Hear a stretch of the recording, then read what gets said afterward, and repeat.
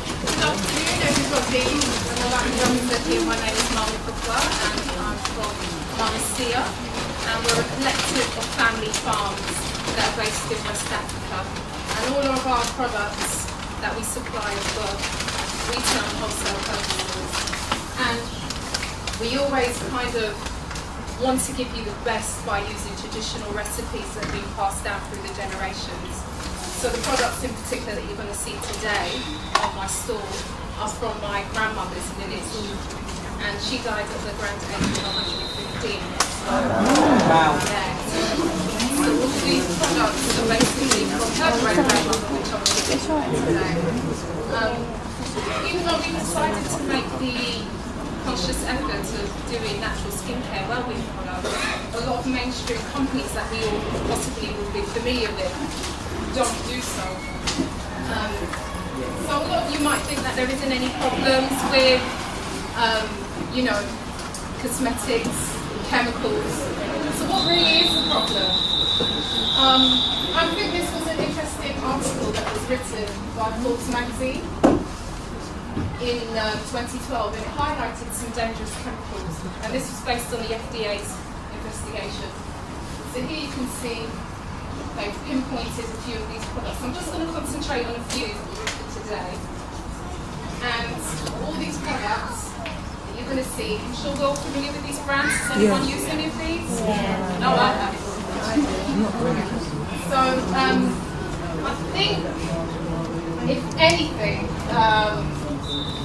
this one stands out to a lot of people that are familiar with natural skincare, in particular Burt's Bees.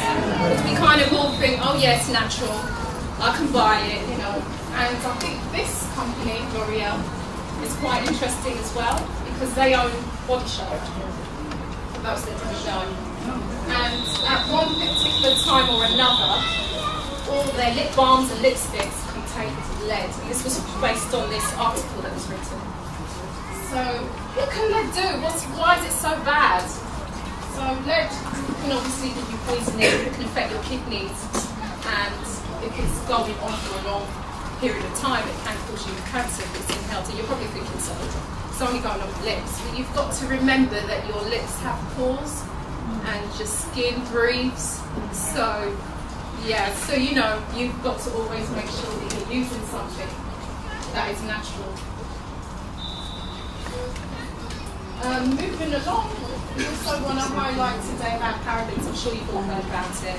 So maybe some of you don't really know what the problems are with parabens. And again, I just wanted to pick out some of these companies. They've been known to use them in their products. And I think, again, this one stands out. Look at the tagline there. It says, the genius of nature. So you as a consumer are thinking, oh, this is brilliant, it's great, it's natural, not knowing you're actually buying into something that isn't necessarily so.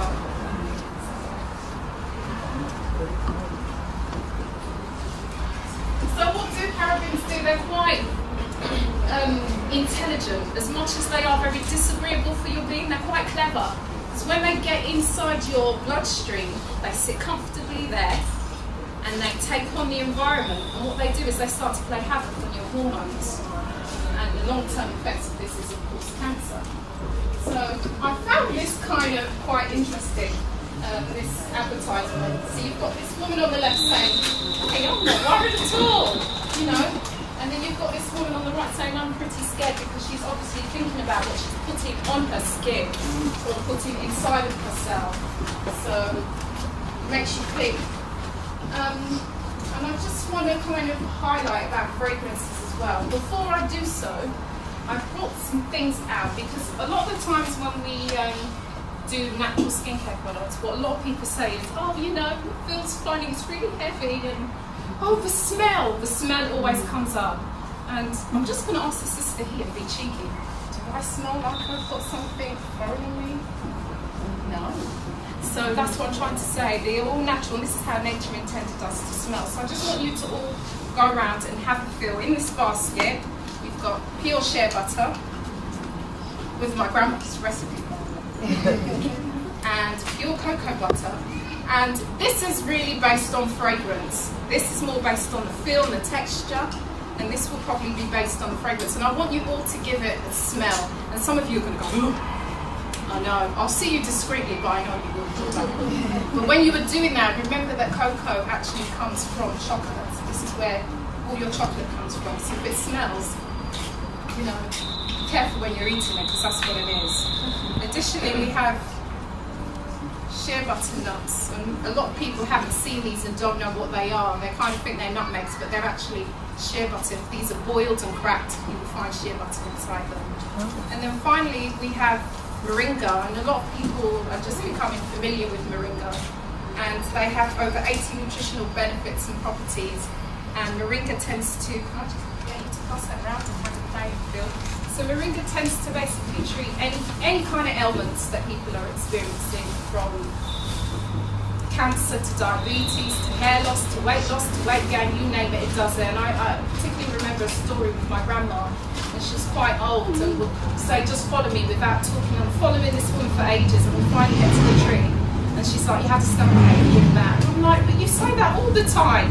And I was constantly drinking moringa, and it's only when, you know, Europeans found moringa and they started doing tests, they found out it actually treats everything. And I thought, oh, no wonder why grandma kept on sending me to the moringa. So I'm not going to bore you with shea butter, because I'm sure you're quite familiar, but if you're not, it's high vitamin E, A and F, which treats anything from eczema to rashes to just general moisturising. So get yourself familiar with the products, and you can talk some more about that later.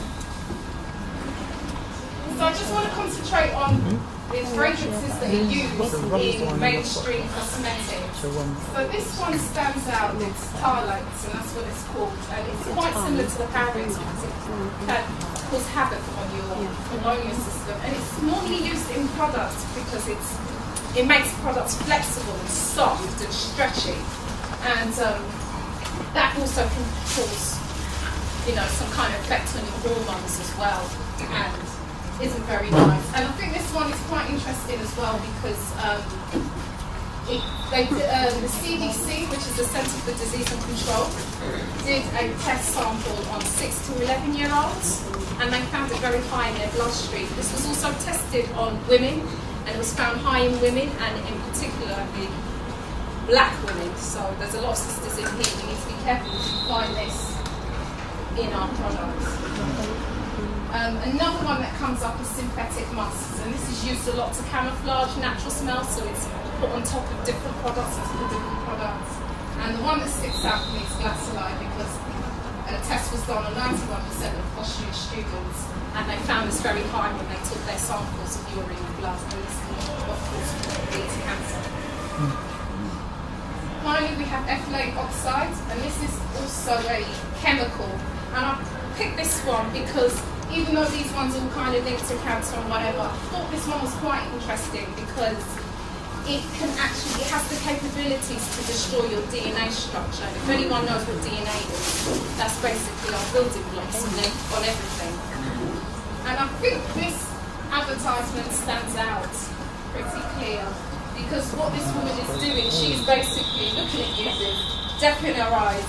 They've used red to kind of engage you and draw your attention, and hopefully get some interest, which will lead to your desire, and then finally you'll buy it. And what are you buying? Poison. She's got it right there in her hands. So, yeah. So, what are the solutions? Well, I think it's going around, isn't it? I'm giving you guys some. Yeah, they're the solutions right in that basket. So, there you go. But I want to give you a checklist to kind of go through. So, I would say, do your research, make sure you check things out thoroughly. If you're not sure, ask someone that knows. Go to someone who's an expert in that field. Don't just buy something because of the packaging and it's drawing you in. Do your research. Avoid anything with fragrance in it. If it smells nice, there could be a possibility it could be one of those chemicals mentioned. So be careful. Beware of companies that claim that they're organic or naturally certified. And this is a good one, because what a lot of companies do is they will say, oh, I'm, organically certified. It's only 95% certified. So what about that 5%? What's going on there? That's what you need to ask yourself as a consumer, because you've got buying power. So when you take your buying power back, you can make the conscious decision to buy from someone that actually knows what they're doing and what they're selling. Finally, I would say always read the label. It is really, really important. If you're not sure about the product and you don't really know, if the title's long, I would say leave it alone.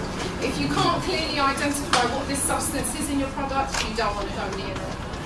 And on a final note, I would just like to take this opportunity to say that your skin is your biggest organ, and if you look after it, the results will show. So, you've got to make sure that you do your work and take care of it, because the benefits are rewarding. Not only should you take care of the outer being, it's also important to take care of the inner side of yourself. So your body is important too, your well-being is important. So make sure you take things like the moringa or the baobab that we have on offer. Just for you guys today, we're giving you a special discount of 20%. So make sure you get a right account. And last but not least, I would like to say thank you to the Natural New Day team, to Leah, Salmon. Without her, this wouldn't be possible. And I hope you enjoy your day.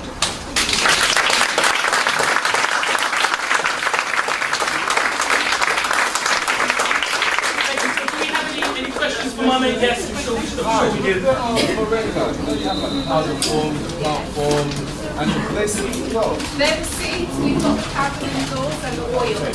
Is any stronger than the other? No, it's all down to preference. So you might find that you prefer the seeds better than the powder. For example, I started taking the seeds because I just thought, oh yeah, this is convenient. I can take it on the go. But then after a while, I started to feel that my needs increased. And I became more disciplined, more organised, and I made myself a cup of tea in the morning, and I would come home and make a cup of tea at night, and the benefits are just amazing. So with the powder, 2 tablespoons? I generally use 1 cup to 1 teaspoon and boil it on the stove. You don't want to overboil it because you're going to lose all the properties on it. So just as it starts to bubble, you want to strain it off into your cup and drink it. A lot of people sieve it because they don't want the residue. You want to take it all down. Take all that goodness down because it's very, very rich. You wouldn't advise like putting it in a glass and then pouring hot water in it? No, I wouldn't advise that.